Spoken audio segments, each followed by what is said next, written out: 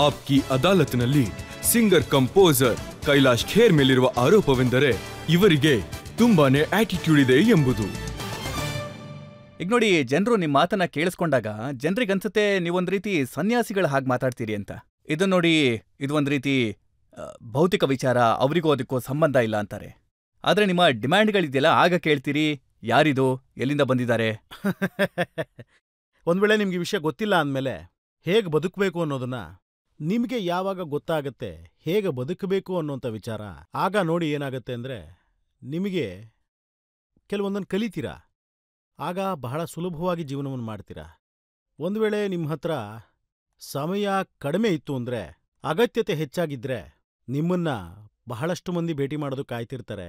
ನೀವು ಅವರನ್ನು ಭೇಟಿ ಮಾಡಬೇಕಾಗತ್ತೆ, ಅವರನ್ನು ಕೂಡ ಖುಷಿಪಡಿಸ್ಬೇಕಾಗತ್ತೆ, ಸಮಯಕ್ಕೆ ಸರಿಯಾಗೂ ಹೋಗ್ಬೇಕಾಗತ್ತೆ, ಸ್ಟೇಜ್ಗೂ ಕರೆಕ್ಟ್ ಟೈಮಿಗೆ ಹೋಗ್ಬೇಕಾಗತ್ತೆ. ಆಗ ಕೆಲವೊಂದು ಬೇಸಿಕ್ಸ್ನ ನಾವು ಮೇಂಟೈನ್ ಮಾಡಬೇಕಾಗತ್ತೆ. ನಾನು ಯಾವುದೇ ಹೋಟೆಲ್ನಲ್ಲಿ ಉಳ್ಕೊಂಡ್ರೂ ಕೂಡ ಹೊರಗಡೆ ಊಟ ತಿನ್ನಲ್ಲ. ಎಂಥ ದೊಡ್ಡ ಜಾಗ ಆಗಿದ್ರು ಕೂಡ ಅಲ್ಲಿ ಉಳಿತೀವಿ ಅಷ್ಟೇ, ತಿನ್ನೋದಂತೂ ಖಂಡಿತ ಇಲ್ಲ. ಅಲ್ಲಿ ಕಾಫಿ ಕೂಡ ಕುಡಿಯೋದಿಲ್ಲ. ಅವಾಗ ನೋಡಿ, ನಾವು ಆರ್ಗನೈಸರ್ಸ್ನ ತಿನ್ನೋ ಖರ್ಚುನೂ ಕೂಡ ಕಡಿಮೆ ಮಾಡ್ತೀವಿ. ಆ್ಯಕ್ಚುಲಿ ಮೇಯ್ನ್ ಖರ್ಚೇ ಅದು ಇರುತ್ತೆ. ನಮಗೆ ಏನಂತ ಹೇಳಿದ್ರೆ ಒಂದು ದೊಡ್ಡ ಜಾಗ ಬೇಕಾಗತ್ತೆ. ಯಾಕಂದ್ರೆ ನಾವು ಕೆಲಸವನ್ನ ಮಾಡ್ತಿರ್ಬೇಕಾದ್ರೆ ಈ ವಿಚಾರ ನಿಮಗೂ ಕೂಡ ಗೊತ್ತಿರುತ್ತೆ ಸರ್. ಆಮೇಲೆ ಜನರಲ್ಲಿ ನಾವು ಗುರುತಿಸ್ಕೊಂಡ್ಮೇಲೆ ನಿಮ್ಗಳ ಜೊತೆನೆ ಕೆಲವೊಮ್ಮೆ ನಮಗೆ ಸಮಯ ತುಂಬಾ ಕಡಿಮೆ ಇರುತ್ತೆ. ಆಮೇಲೆ ನಿಮ್ಮ ಮನಸ್ಸನ್ನ ಒಡೆಯೋಷ್ಟು ಮನಸ್ಸಿರಲ್ಲ ನಮಗೆ, ಯಾರಿಗೂ ಹರ್ಟ್ ಮಾಡಬಾರ್ದು ಅನ್ನೋ ಉದ್ದೇಶ ಇರುತ್ತೆ. ಅವಾಗಲೇ ಆ ಮೇಡಮ್ ಹೇಳ್ತಾ ಇದ್ರು, ನೀವೊಂದು ಫೋಟೋ ಕೂಡ ಕ್ಲಿಕ್ ಮಾಡಕ್ ಕೊಡದೆ ಹಾಗೆ ಹೊರಟೋಗ್ತೀರಾ ಅಂತ. ಯಾಕಂದ್ರೆ ನೀವು ಕೆಲವೊಮ್ಮೆ ಯೋಚನೆ ಮಾಡಿ, ನಾನು ಇದಕ್ಕೆ ಉತ್ತರ ಕೊಡ್ತಾ ಇದ್ದೀನಿ, ಆದ್ರೆ ನನ್ನ ಬ್ಯಾಕ್ ಎಂಡ್ ಅಲ್ಲಿ ನನಗೆ ಆವಾಗ ಫ್ಲೈಟ್ ಕೂಡ ಇರುತ್ತೆ, ಮತ್ತೆ ಇವತ್ತೇ ರೆಕಾರ್ಡಿಂಗ್ ಕೂಡ ಇರುತ್ತೆ. ಇದೆಲ್ಲಾನು ನಾನು ಮ್ಯಾನೇಜ್ ಕೂಡ ಮಾಡಬೇಕು. ಅದ್ರ ಜೊತೆಗೆ ನಾನು ನಿಮ್ಮನ್ನ ಮೇಂಟೈನು ಮಾಡ್ಕೋಬೇಕು, ನಿಮ್ಮ ಮನಸ್ಸನ್ನ ಗೆಲ್ಲಬೇಕು, ಫೋಟೋ ಕೊಡಬೇಕು.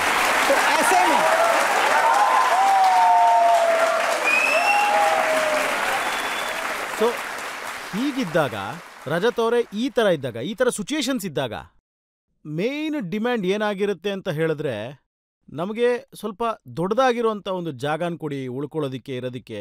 ಅಲ್ಲಿ ಯಾರಾದರೂ ಒಬ್ಬ ಡೆಡಿಕೇಟೆಡ್ ಆಗಿರುವಂಥ ವ್ಯಕ್ತಿ ಇದ್ದರೆ ಬಹಳ ಅನುಕೂಲ ಆಗುತ್ತೆ. ಸ್ವಲ್ಪ ಬಟ್ಟೆ ಗಿಟ್ಟೆ ಎಲ್ಲ ರೆಡಿ ಮಾಡಿಕೊಡೋದಕ್ಕೆ ನಮಗೆ, ಮತ್ತು ಉಳಿದ ಕೆಲಸಗಳೆಲ್ಲ ಏನೇನಿರುತ್ತೆ ನಮ್ಮದು, ಗಾಡಿವರೆಗೂ ತಲುಪಿಸೋವಂಥವ್ರಾಗಿರ್ಬೋದು, ಅಥವಾ ನಮ್ಮ ಲಾಜಿಸ್ಟಿಕ್ಸ್ ಯಾರು ಇರ್ತಾರೆ ಸ್ಟೇಜಿಗೆ ಕಳಿಸೋವಂಥವ್ರಾಗಿರ್ಬೋದು. ಅಂದರೆ ನಮಗೆ ಲಕ್ಸುರಿ ಕೂಡ ಅವಶ್ಯಕತೆ ಆಗೋಗಿರುತ್ತೀಗ. ಹಾಗಾಗಿ ಸ್ವಲ್ಪ ಲಕ್ಸುರಿನ ನಾವು ಕೇಳ್ತೀವಿ. ಇಲ್ಲದೆ ಹೋದರೆ ನಾವು ಯಾವ ಪಾರ್ಟಿ ಕೂಡ ಮಾಡೋದಿಲ್ಲ, ಇಲ್ಲಾಂದ್ರೆ ಏನೂ ಮಾಡೋದಿಲ್ಲ, ಯಾವ ಜಾಗಕ್ಕೂ ಹೋಗಲ್ಲ, ನಮ್ಮ ಪಾಡಿಗೆ ನಾವು ಇರ್ತೀವಿ. ಹಾಗೆ ಎಲ್ಲರ ದುಡ್ಡನ್ನು ಉಳಿಸ್ತೀವಿ. ನಾನು ಮನೆ ಊಟನೇ ಮಾಡ್ಕೋತೀನಿ. ಈಗಲೂ ಇವತ್ತು ಕೂಡ ನಿಮ್ಮ ಶೂಟ್ ನಡೀತಿರ್ಬೇಕಾದ್ರೂ ಕೂಡ ಮನೆಯಿಂದ ಊಟ ಬರುತ್ತೆ. ಈಗ ನಿಮ್ಮ ಜೊತೆನೇ ಕೂತ್ಕೊಂಡು ಊಟ ಮಾಡ್ತೀನಿ ನಾನು.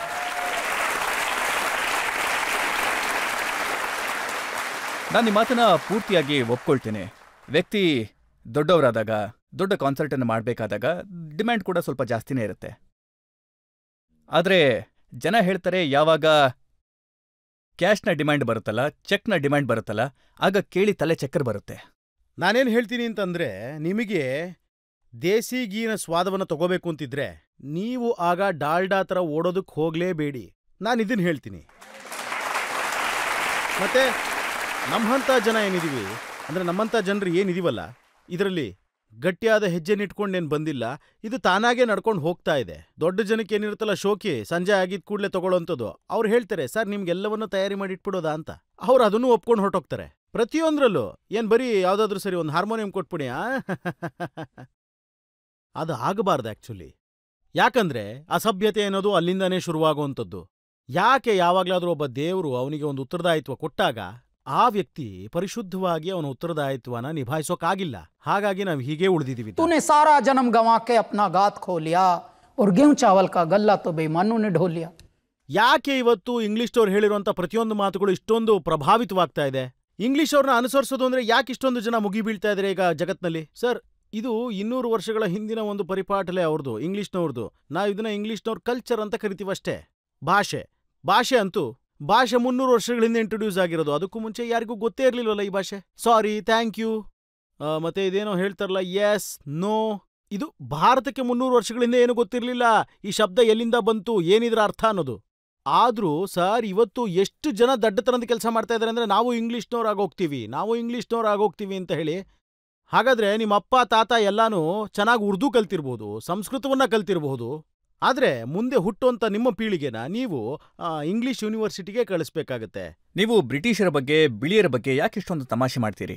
ಇಲ್ಲ, ನಾನು ತಮಾಷೆ ಮಾಡ್ತಾ ಇಲ್ಲ. ಅಲ್ಲ, ನಿಮ್ಗೆ ಅವರು ಟಾಯ್ಲೆಟ್ ಮಾಡುವಂತ ರೀತಿ ಬಗ್ಗೆ ಕೂಡ ಸಮಸ್ಯೆ ಇದೆ. ಹೌದು, ಯಾಕಂದ್ರೆ ಆ ಪದ್ಧತಿ ಅವ್ರದ್ದು ಅಲ್ವಲ್ಲ ಸರ್. ಪ್ರಾಬ್ಲಮ್ ನಮಗಂತೂ ಇಲ್ಲ, ಯಾಕಂದ್ರೆ ನಾನು ಇತ್ತೀಚೆಗೆ UK ಟೂರ್ ಮಾಡ್ತಾ ಇದ್ದೀನಿ ಈಗ. ಮತ್ತೆ ನಾನು ಅಲ್ಲಿಗೆ ಹೆಚ್ಚು ಕಮ್ಮಿ ಹೋಗ್ತಿರ್ತೀನಿ. ಅಲ್ಲ, ನನಗೊಂಥರ ಆಶ್ಚರ್ಯ ಆಯ್ತು ಅವಾಗ. ಅಲ್ಲ, ಇವ್ರು ಮಾಡದ್ಮೇಲೆ ತೊಳ್ಕೊಳ್ಳೋದೂ ಇಲ್ಲ, ಮತ್ತೆ ನಮ್ಮನ್ನೇ ದೂಷಿಸ್ತಾರಲ್ಲ ಇವರು ಅಂತ. ಅಲ್ಲ, ಇದು ನನ್ನ ಮನಸ್ಸಲ್ಲೂ ಮೂಡ್ತು ಆ್ಯಕ್ಚುಲಿ. ಅಲ್ಲ, ಇದು ಎಂಥ ಸಭ್ಯತೆ ಕಲ್ಚರ್ ಅಂತ ಅನ್ನಿಸ್ತು. 200 ವರ್ಷಗಳ ಹಿಂದೆ ಬಂದಿರೋದು ಅಂತಾರೆ, ತೊಳ್ಕೊಳ್ಳೋದು ಇಲ್ಲ ಅನ್ನೋಂಥ ಕಲ್ಚರ್ ಏನಕ್ಕಿದು ಅಂತ. ಅಲ್ಲ, ಅವ್ರು ಏನಾದ್ರೂ ಮಾಡ್ಕೊಳ್ಳಿ, ಅವ್ರ ಟಾಯ್ಲೆಟ್ ನಿಮ್ಗೇನಾಗ್ಬೇಕು ಬಿಡಿ. ನಾವಿದನ್ನ ಶುದ್ಧೀಕರಿಸೋದು ಅಂತ ಹೇಳ್ತೀವಲ್ಲ, ನಾವು ಹೇಳತ್ರ ಆದ್ರೆ ಇವ್ರು ಶುದ್ಧೀಕರಣನೇ ಇಲ್ವಲ್ಲ. ಅದಾದ್ಮೇಲೂ ಕೂಡ ಇವರು ನಮ್ಮ ಸನಾತನದ ಮೇಲೆ ಮಾತಾಡ್ತಾರಲ್ಲ. ಅದರಲ್ಲೂ ನಮ್ಮಲ್ಲಿರುವಂಥದ್ದು ವೇದ, ಶಾಸ್ತ್ರ, ಪುರಾಣ, ಮತ್ತೆ ಸಂತ, ಮಹರ್ಷಿ, ವಿದ್ವಾಂಸ, ಇಂಥ ಜನಗಳು ನಮ್ಮ ವಿಶ್ವವನ್ನೇ ಎಷ್ಟು ಸರಿ ದಿಶೆಗಳನ್ನ ತಿರುಗಿಸಿದಾರೆ ಹೇಳಿ. ನೋಡಿ, ಅಲ್ಲಿಯ ವಿದ್ವಾಂಸರೇನಿದ್ದಾರೆ ಕೇಂಬ್ರಿಡ್ಜ್ನಲ್ಲಿ, ಹಾರ್ವರ್ಡ್ನಲ್ಲಿ ಅಥವಾ ವಾಷಿಂಗ್ಟನ್ ಯೂನಿವರ್ಸಿಟಿನಲ್ಲಿ, ಅವ್ರ ಬಗ್ಗೆ ನೀವು ಹೇಳ್ತೀರಿ ಅವರ ಚರಿತ್ರೆ 2 ಕವಡೆ ಕಾಸಿಗೂ ಬೆಲೆ ಇಲ್ಲದ್ದು. ಅಲ್ಲ, ಅದೇನಕ್ಕೆ ಆಗತ್ತೆ ಅಂತ ಹೇಳಿದ್ರೆ ಇದಕ್ಕೆ ಉದಾಹರಣೆ ಆಗತ್ತೆ ಅಂತೀರಾ? ಇಲ್ಲ, ಖಂಡಿತವಾಗ್ಲೂ ಆಗುತ್ತೆ. ಖಂಡಿತವಾಗ್ಲೂ ಆಗುತ್ತೆ. ಯಾಕಂದ್ರೆ ನಾನು ಈ ಉದಾಹರಣೆ ಏನ್ ಕೊಡಕ್ ಬಂದಿದ್ದೀನಿ ಈಗ ಅಂದ್ರೆ, ಇದಕ್ಕೂ ಮುಂಚೆನೂ ಭಾರತಕ್ಕೆ ಬಹಳಷ್ಟು ಜನ ಬಂದ್ರು. ಅವರೆಲ್ಲರೂ ವ್ಯವಸ್ಥೆಗಳ ಮೇಲೆ ಗಮನವನ್ನು ಕೊಟ್ರು. ಅವರು ಓದ್ಕೊಂಡಿದ್ದಂಥವ್ರು. ಅದಾದ್ಮೇಲೂ ಕೂಡ ಭಾರತದಲ್ಲಿ ಎಂಥ ಒಂದು ಬೆಳವಣಿಗೆ ಆಗಬೇಕಾಗಿತ್ತೋ ಅದಿನ್ನೂ ಆಗಿಲ್ಲ. ಈಗ ನಿಧಾನವಾಗಿ ನಡೀತಾ ಇದೆ. ಈಗ ಸುಮಾರಾಗಿ ನಿಧಾನವಾಗಿ ಅದಕ್ಕೆ ದಾರಿ ಹೋಗ್ತಾ ಇದೆ. ಆಗ ನಾನು ಈ ಉದಾಹರಣೆನ ಕೊಟ್ಟಿದ್ದೆ. ಇನ್ನು ಉಳಿದ ಇಂಗ್ಲಿಷ್ನವರೆಲ್ಲ ಅವ್ರವ್ರ ಜಾಗದಲ್ಲಿ ಅವ್ರು ಸರಿಯಾಗೇ ಇದ್ದಾರೆ. ಆದ್ರೆ ಏನ್ ಹೇಳ್ತಾ ಇದ್ದೀನಿ ಅಂದ್ರೆ ಸರ್, ಭಾಷೆ ನಮ್ದು ಅಂದ್ಮೇಲೆ ಸಭ್ಯತೆ ಕೂಡ ನಮ್ದೇ ಆಗಿರ್ಬೇಕು. ಸಭ್ಯತೆ ನಮ್ದೇ ಆಗಿರುತ್ತೆ. ಒಳ್ಳೆ ಭಾಷೆ ಇರ್ಬೋದು, ಅವರ ಭಾಷೆಯಲ್ಲಿ ಆಕರ್ಷಣೆ ಇರಬಹುದು, ಅವರ ಒಂದು ಭಾಷೆಯಲ್ಲಿ ಆಕರ್ಷಣೆ ಇದೆ. ಆದ್ರೆ ಸಭ್ಯತೆ ಅನ್ನೋದು ನಮ್ಮ ಭಾಷೆಯಲ್ಲೇ ಎತ್ತಿದ ಕೈ. ನೋಡಿ, ಅವರ ಶೋಸ್ ಏನಾಗುತ್ತೆ ಅಂದ್ರೆ ಕೋಲ್ಡ್ ಪ್ಲೇಲ್ ಬಂದಿತ್ತು. ನೀವು ಚೂರ್ಣ ಮಾರಕ್ ಬಂದಿದ್ದಾರೆ ಅಂತಂದ್ರಿ. ಇಲ್ಲ, ನಾನೇನ್ ಹೇಳ್ತಾ ಇದ್ದೆ ಅಂತ ಹೇಳಿದ್ರೆ, ಅವರು ಸರಿಯಾದ ಕೆಲಸವನ್ನ ಮಾಡಕ್ ಬಂದಿದ್ದಾರೆ. ಆದ್ರೆ ನಾನು ನಮ್ಮ ಆಡಿಯನ್ಸಿಗೆ ಹೇಳ್ತಾ ಇದ್ದೆ, ನಮ್ಮ ಈ ಪರಿವಾರದವ್ರಿಗೆ ಹೇಳ್ತಾ ಇದ್ದೆ, ನೋಡಿ ಇವರೆಲ್ಲ ಬ್ಲ್ಯಾಕ್ ಅಲ್ಲಿ ಟಿಕೆಟ್ ತಗೊಂಡು ಹೋಗ್ತಾರೆ, ಅವ್ರಿಗೆ ಖಂಡಿತವಾಗ್ಲೂ ಗೊತ್ತಿರಲ್ಲ ಅವ್ನು ಏನ್ ಹಾಡ್ತಾ ಇದ್ದಾನೆ ಅಂತ ಕೂಡ. ಬರೀ ಜೊತೆಯಲ್ಲಿ ಈ ಅನ್ನೋದಕ್ಕೆ ಹೋಗ್ತಿರ್ತಾರೆ ಸರ್, 30,000 ಟಿಕೆಟ್ಗಳನ್ನು ಕೊಟ್ಟು. ಆಗ ನಾನು ಇವ್ರ ಮೇಲೆ ಕಿಂಡಲ್ಗಳನ್ನ ಮಾಡ್ತಾ ಇದ್ದೆ, ನಮ್ಮ ಕುಟುಂಬದವರೇ ನಾವಿಲ್ಲಿದೀವಿ, ಅವ್ರನ್ನ ಯಾಕೆ ನೋಡ್ತಾ ಇಲ್ಲ ನೀವು ಅಂತ. ನೀವು ಕೂಡ ವಿದೇಶಕ್ಕೆ ಹೋಗ್ತೀರಲ್ವಾ, ಅಲ್ಲೂ ಕೂಡ ನಿಮ್ಮ ಹಾಡುಗಳನ್ನ ಕೇಳೋದಕ್ಕೆ ಅಲ್ಲಿನ ಜನ ಬರ್ತಾರಲ್ಲ, ಮ್ಯೂಸಿಕ್ ಕೇಳೋದಕ್ಕೆ. ಖಂಡಿತವಾಗ್ಲೂ ದೇವರ ಕೃಪೆ ಏನಾಗಿದೆಯಲ್ಲ, ನಾನು ನಮ್ಮ ಈ ಕೈಲಾಸದ ಕನ್ಸರ್ಟ್ಸ್ಗೆ ಹೋಗ್ತೀನಲ್ಲ, ಅವರಿಗೆ ನೋಡಿ ಅಲ್ಲಿ ಬಹಳ ಲೋಕಲ್ ಫೆಸ್ಟಿವಲ್ಸ್ಗಳಲ್ಲಿ ಕೈಲಾಸನ ಕರೆದಿದ್ದಾರೆ ಹಾಡೋದಕ್ಕೆ. And we are the only one Pandit ಅವರೇ ಬ್ಯಾಂಡ್ ಕೈಲಾಸ.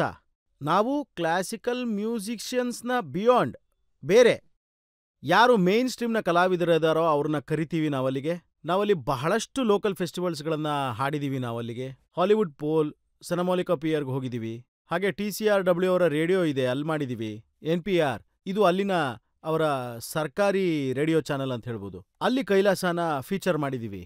ಆಮೇಲೆ ನಾವು ಬ್ರೂಕ್ಲಿನ್ ನಿಮ್ಗೆಲ್ಲರಿಗೂ ಗೊತ್ತಿರುತ್ತೆ, ಅಲ್ಲೂ ಕೂಡ ಅದು ನಮ್ಮ ನೋಯ್ಡಾ ತರ ಫೆಸ್ಟಿವಲ್ ಅಟೆಂಡ್ ಮಾಡಿದೀವಿ. ಅದೇ ತರದ ಒಂದು ಬ್ರೂಕ್ಲಿನ್ ನ್ಯೂಯಾರ್ಕಲ್ಲಿದೆ. ಅಲ್ಲಿ ಅವರಿಗೆ ಬಹಳಷ್ಟು ರಂಗಿನ ಒಂದು ಹೆಚ್ಚು ಕಮ್ಮಿ 15 ದೇಶದ ಜನ ಅಲ್ಲಿ ಹಾಡ್ ಕೇಳಕ್ ಬಂದಿರ್ತಾರೆ. ನಿಜವಾಗ್ಲೂ ಇದು ಭಗವಂತನ ಕೃಪೆ ಅನ್ಬೋದು. ಆದ್ರೆ ನಾವಲ್ಲಿ ಹೋಗಿ ಏನ್ ಹಾಡ್ತೀವಿ, अगर बम बम बम बम बम बम बम बम बम बम लहरी, अगर बम बम बम बम बम बम बम बम लहरी, मेरी एक सुनो गौरा रानी, मेरी एक सुनो अंतर्यामी, मैं तो दासी जन्म जन्म की, मैं तो दासी जन्म जन्म, बाली उम्र से भक्ति करती, बाली उम्र से भक्ति कर, तुम्हें छोड़ के कहीं न जाऊं, तुम्हें छोड़ के कहीं न जाऊं, रात दिवस तेरे चरण दबाऊं, रात दिवस तेरे चरण दबाऊं, तुम्हें जो छोड़ूं तो मर जाऊं, तुम्हें जो छोड़ूं तो मर जाऊं, अगर बम बम बम बम बम बम बम बम लहरी, अगर बम बम बम बम बम बम लहरी. ಈಗ ನಾವು ನೋಡಿ ರಜತ್ ಅವರೇ, ನಾವು ಇದನ್ನ ಹಾಡ್ತೀವಲ್ಲ ಅಲ್ಲಿ ಹೋಗಿ, ಆಗ ನಾವಲ್ಲಿ ಯಾರನ್ನೂ ಮಾತಾಡ್ಸೋದಿಲ್ಲ, ಇಂಗ್ಲಿಷಲ್ಲೂ ಮಾತಾಡೋದಿಲ್ಲ. ಇಷ್ಟೇ ಅವ್ರಿಗೆ ಹೇಳ್ತೀವಿ, if you guys are really enjoying then come on show me your ಜಲ್ವಾ, you know, dance, because dance your heart out. ನಾವು ಇಂಗ್ಲಿಷಲ್ಲಿ ಹೇಳ್ತೀವಲ್ಲ, ನಾವು ಡ್ಯಾನ್ಸ್ ಯುವರ್ ಹಾರ್ಟ್ ಔಟ್, ಈ ರೀತಿ ಒಂದ್ಸರಿ ಇಂಗ್ಲಿಷಲ್ಲಿ ಹೇಳ್ಬಿಟ್ಟೆ ನಾನು. ಎಲ್ಲರೂ ಕುಣಿತಾ ಇದ್ದಾರೆ ಹಾಗೆ ರಂಗಾಗಿ. ಸೌತ್ ಆಫ್ರಿಕನ್ಸು, ಅಮೇರಿಕನ್ಸು, ಜಮೈಕನ್ಸು, ಯುರೋಪಿಯನ್ಸು, ಎಲ್ಲರೂ 15 ದೇಶದ ಜನರು ಸಾಹೇಬ್ರೆ ಅವ್ರಿಗೆ ಬಹಳ ಖುಷಿ ಆಯಿತು. ಆಗ ನಾನು ದೇವ್ರೇ, ನಿಮ್ಮ ನಾಮಸ್ಮರಣೆ ಮಾಡಿದಕ್ಕೆ ನೋಡಿ ಎಂಥ ಒಳ್ಳೆಯ ರಿಸಲ್ಟು. ಯಾಕಂದ್ರೆ ಇದರಲ್ಲಿ ಡ್ಯಾನ್ಸ್ ಕೂಡ ಇದೆ, ಟ್ರಾನ್ಸ್ ಕೂಡ ಇದೆ ಒಂದೇ ಸರಿಗೆ. ಈ ಮಾತು ನಿಜನಾ? ಒಬ್ರು ವಿದೇಶಿ ಮಹಿಳೆ ನಿಮ್ಗೆ ಹೇಳಿದ್ರಂತೆ ನಿಮ್ಮ ಹಾಡನ್ನ ಕೇಳಿ ಗರ್ಭದಲ್ಲಿದ್ದಂಥ ಮಗು ಒದಿಯೋದಕ್ಕೆ ಶುರು ಮಾಡ್ತಂತೆ. ಖಂಡಿತವಾಗ್ಲೂ ನಿಜ. ನೀವು ಅಂಥ ಯಾವ ಹಾಡನ್ನ ಹಾಡಿದ್ರಿ ಅವತ್ತು? ನೋಡಿ, ಇದೇನೆ ನಮ್ಮ ಹಾಡುಗಳು. ಆದಿಯೋಗಿ, ಜಯ ಜಯಕಾರ ಮತ್ತೆ ಈ ಬಂಬ್ಲಹರಿ. ಅಂದರೆ ಅವರು ಒಂದ್ಸರಿ ಫ್ಲೈಟಲ್ಲಿ, ಅಂದರೆ ನಾನು ಮುಂಬೈಯಿಂದ ಡೆಲ್ಲಿಗೆ ಬರ್ತಾ ಇದ್ದೆ. ಆಗ ಫಾರ್ವರ್ಡ್ ಸೆಕ್ಷನಿಂದ ಹಿಂದ್ಗಡೆಯಿಂದ ಒಂದು ಲೇಡಿ ಬಂದರು. ಮತ್ತು ಅವರು ಹೇಳಕ್ಕೆ ಬಂದರು, ನಾನು 7 ಮಂತ್ಸ್ನ ಪ್ರೆಗ್ನೆಂಟು. ಸರ್, ನಾನು ನಿಮಗೆ ಒಂದೇ ಒಂದು ಮಾತನ್ನು ಹೇಳಬೇಕು ಅಂತ ಬಂದೆ. ಅಂದರೆ ನಾವು ಯಾವಾಗ ಹಾಡನ್ನು ಪ್ಲೇ ಮಾಡ್ತೀವಿ, ಎಸ್ಪೆಷಲಿ ಈ ಆದಿಯೋಗಿ, ಬಂಬ್ಲಹರಿ ಮತ್ತು ಜಯ ಜಯಕಾರ, ಆಗ ನನ್ನ ಮಗು ಕಿಕ್ ಮಾಡೋದಕ್ಕೆ ಶುರು ಮಾಡ್ತಾನೆ. ಜೊತೆಗೆ ನೋವು ಬಹಳ ಆಗುತ್ತೆ, ಆದರೆ ಅದು ಸುಖವಾಗಿರುತ್ತೆ ಅಂತ ಹೇಳಿದ್ರು. ಈ ರೀತಿಯಾದಂಥ ಕಾಂಪ್ಲಿಮೆಂಟ್ ಬಹಳ ವಿಶೇಷವಾದಂಥದ್ದು. ಮತ್ತು ಇಂಥ ಕಾಂಪ್ಲಿಮೆಂಟ್ ಸಿಕ್ಕಿದ ಮೇಲೆ ನೋಡಿ ಸರ್, ಇದ್ರ ಜೊತೆಗೆ ನಾನು ಇನ್ನೊಂದು ಅನುಭವವನ್ನು ಕೂಡ ನಿಮ್ಮ ಜೊತೆ ಹಂಚ್ಕೋಬೇಕು ಅಂತಿದ್ದೀನಿ ಸರ್. ಅದೇನೆಂದರೆ, ಗರ್ಭದಲ್ಲಿ ಮುಂದೆ ಬರುವಂತಹ ಒಂದು ಆತ್ಮದ ಅನುಭವವನ್ನು ಅವರು ತಿಳಿಸ್ಕೊಟ್ರು ನನಗೆ. ಪಂಡಿತ್ ಅವರೇ, ಒಂದು ಹೊರಡ್ತಿರುವಂಥ ಆತ್ಮ, ಅಂದರೆ ಪ್ರಯಾಣಕ್ಕೆ ಹೊರಟಿದೆ, ಅದು ದೇವಲೋಕದ ಕಡೆಗೆ ಪ್ರಯಾಣಕ್ಕೆ ಹೊರಟಿರುವಂಥ ಒಂದು ಆತ್ಮ. ಒಬ್ಬ ವ್ಯಕ್ತಿ ಇದ್ದ, ಅವನಿಗೆ ಕ್ಯಾನ್ಸರ್ ಇತ್ತು. ನಾವೊಂದ್ಸರಿ ನ್ಯೂಯಾರ್ಕಿಗೆ ಹೊರಟಿದ್ದಾಗ ಅದರಲ್ಲಿ ಆತ ಬರೆದು ತೋರಿಸೋದಂತೆ, ಕೈಲಾಶ್ ಖೇರ್ನ ಒಂದು ಪ್ಲೇಲಿಸ್ಟ್ನ ಇದರಲ್ಲಿ ನನ್ನ ಐಪ್ಯಾಡಲ್ಲಿ ಹಾಕಿ ಬಿಟ್ಬಿಡಿ ಅಂತ ಹೇಳಿ ಅದನ್ನು ಹಾಕಿಸಿ ಈಗ ನಾನು ಹೊರಡ್ತಾ ಇದ್ದೀನಿ ಅಂತ ಹೇಳಿದ್ರಂತೆ. ಸೊ ಒಂದು ಕಡೆ ಬರ್ತಿರೋಂಥ ಆತ್ಮ, ಇನ್ನೊಂದು ಕಡೆ ಹೋಗ್ತಾ ಇರೋಂಥ ಆತ್ಮ. ಸೊ ಇದು ಆ ಭಗವಂತನ. ಹುಟ್ಟುವಂಥ ಮಗು ಏನನ್ನ ಕೇಳಿ ಓದಿತು ಅನ್ನೋದು ನಮಗ್ ಗೊತ್ತಾಯ್ತು. ಹೋಗೋವ್ರಿಗೆ ಯಾವ ಹಾಡ್ಬೇಕಂತೆ? पद्मासन में ध्यान लगाए मौन है, वीराने में तपता योगी कौन है। नाद न कोई तारा, डमरू कभी कभारा, अधमूंदी आँखों से सब देख रहा संसारा। जो नाथों के नाथ कहते, याचक भूति बेल चढ़ाते, जातक झूम झूम के गाते ओमकारा। अर्धचंद्र माथे पे साजे, वक्षस्थल कपाल विराजे, जटा चक्र से बहती निर्मल शिवधारा। हर हर शिव शंभू जय जय केदारा, गाओ हर हर शिव शंभू जय जय केदारा। हर हर शिव शंभू जय जय केदारा, हर हर शिव शंभू जय जय केदारा। ನಾನು ಅಂದರೆ ನೀವು ಎಷ್ಟು ವಿಚಿತ್ರವಾದಂಥ ಪ್ರಶ್ನೆ ಕೇಳಿದ್ರಿ. ಹೋಗ್ತಿರೋಂಥ ಆತ್ಮ ಏನು ಕೇಳಬೇಕು ಅಂದ್ಕೊಂಡಿದ್ರಿ ಅಂತ, ಅಥವಾ ಅವನು ಯಾವ ಭಾವದಲ್ಲಿ ಕೇಳಿಸ್ಕೊತಿದ್ದ ಅಂತ. ಯಾವಾಗ ನೀವು ಅದರಲ್ಲಿ ವಿಲೀನನಾಗೋಗ್ತಿರೋ, आजा चंदा बाहों में तुझ में ही गुम हो जाऊं, तेरे नाम में खो जाऊं। ಯಾವಾಗ ನೀನು ಅವನಲ್ಲಿ तू तू करता तू भया, मुझ में रही ना हूं। ಯಾವಾಗ ನೀನು ಅವನಲ್ಲಿ ತನ್ಮಯರಾಗೋಗ್ತೀರಾ, ಅರ್ಥ ಮಾಡ್ಕೋತೀರಾ ಅದನ್ನ, ಆಗ ವಿಷಯ ಸಮರ್ಪಣೆಯದ್ದಾಗಿರುತ್ತೆ, ಪೂರ್ತಿಯಾಗಿ ಸಮರ್ಪಣೆಯದ್ದಾಗಿರುತ್ತೆ. ಇದಲ್ಲ, ಅದೇನಂದ್ರೆ ಒಂದು ಲೈನ್ ಇದೆ, कि सुख संपत्ति घर आवे, कष्ट मिटे तन का ओम। ಸೊ ಇದು ಒನ್ ಸೈಡ್ ಕಾಂಟ್ರಾಕ್ಟ್ ನಡೀತಾ ಇರುತ್ತೆ. ಸುಖ ಸಂಪತ್ತು ಎಲ್ಲಾನು ಕೊಡ್ತಿರೋ, ನೀನು ನನಗೆ ಕಷ್ಟಗಳನ್ನೆಲ್ಲ ತೊಗೊಂಡೋಗ್ತಿರೋ, ನಾನು ನಿನಗೆ ಈ ರೀತಿ ಸಣ್ಣದ ಪೂಜೆ ಮಾಡ್ತಾ ಇರ್ತೀನಿ ಅಂತ, ಇವೆಲ್ಲ ನಡೀತಾ ಇರುತ್ತೆ ವ್ಯವಹಾರ. ಓಕೆನಾ, ಸರಿನಾ ಅಂತ.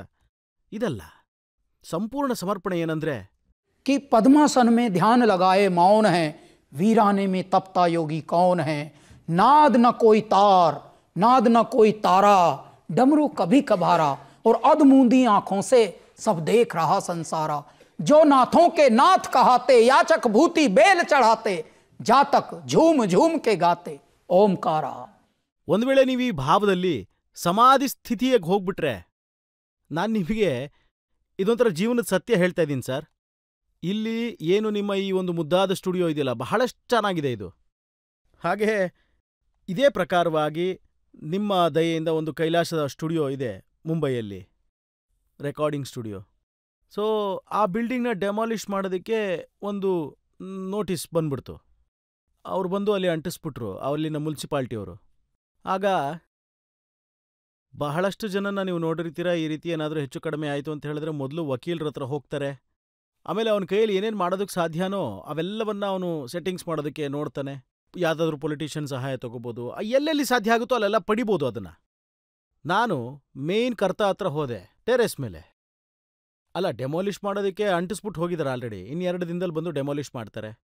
ನಾನು ಪರಮಾತ್ಮನಲ್ಲಿ ಪ್ರಾರ್ಥನೆ ಮಾಡೋದಕ್ಕೆ ಶುರು ಮಾಡಿದೆ. ಪರಮಾತ್ಮ, ನೀವು ಎಲ್ಲವನ್ನ ನೋಡ್ತಾ ಇದ್ದೀರಾ, ಆದರೂ ಕೂತ್ಕೊಂಡು ಮನ್ಸಲ್ಲಿ ನಗ್ತಾ ಇದ್ದೀರಾ ನೀವು. ವಾಹ್. ಆಗ ಇವ್ರು ಬಂದ್ರು. पद्मासन में ध्यान लगाए मौन है. ನೀವೇ ಯೋಚನೆ ಮಾಡಿ, ಆಗ ಮನುಷ್ಯ ಒಬ್ಬ ಸ್ಟ್ರೆಸ್ಸಲ್ಲಿದ್ದಾನೆ ಅಂತ ಹೇಳಿದ್ರೆ ಅವನು ಬಹಳಷ್ಟು ಮಾತಾಡ್ತಾನೆ, ವಾದ ಮಾಡ್ತಾನೆ, ತಲೆ ತುಂಬ ಅವನಿಗೆ ಓಡ್ತಾ ಇರುತ್ತೆ, ಏನೇನೋ ವಿಚಿತ್ರವಾದ ಗಲಾಟೆಗಳು ಮಾಡ್ಕೋತಿರ್ತಾನೆ, ಆಲೋಚನೆಗಳು ಬೇರೆ ಆಗುತ್ತೆ, ಸೆಟ್ಟಿಂಗ್ಸ್ ಮಾಡ್ಬಿಡ್ತೀನಿ ಅನ್ಕೋತಾನೆ. ಆ ಶಿವ ನನ್ಗಂತ ಬುದ್ಧಿನೇ ಕೊಟ್ಟಿಲ್ಲ.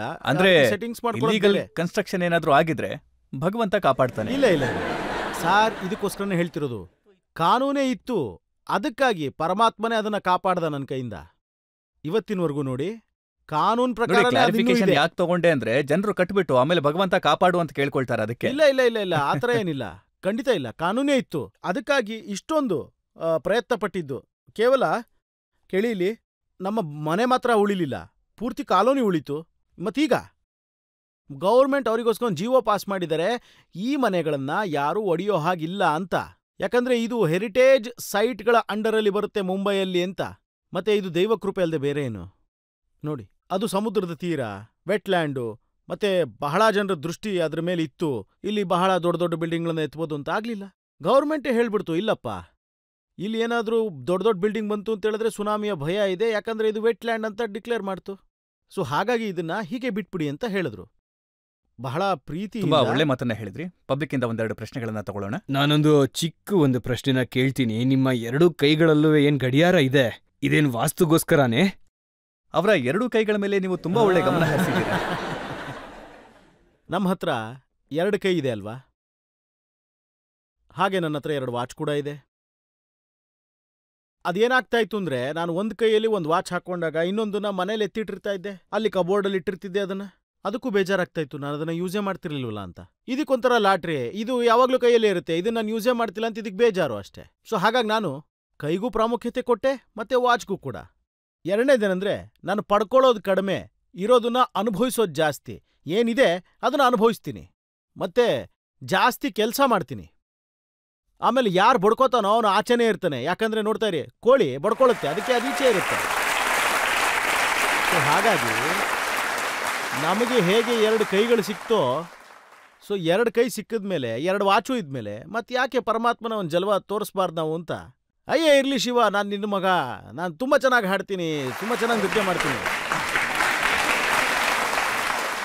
ನಾನು ನಿಮ್ಗೊಂದು 4 ಲೈನ್ಗಳನ್ನ ಹೇಳಬೇಕು ಅಂತ ಇದ್ದೀನಿ. ಹೇಳಿ ಸರ್. जो खानदानी रईस हैं वो रखते हैं नर्म मिजाज अपना. वाह. जो खानदानी रईस हैं वो रखते हैं नर्म मिजाज अपना. तुम्हारा लहजा बता रहा है कि तुम्हारी दौलत नई नहीं.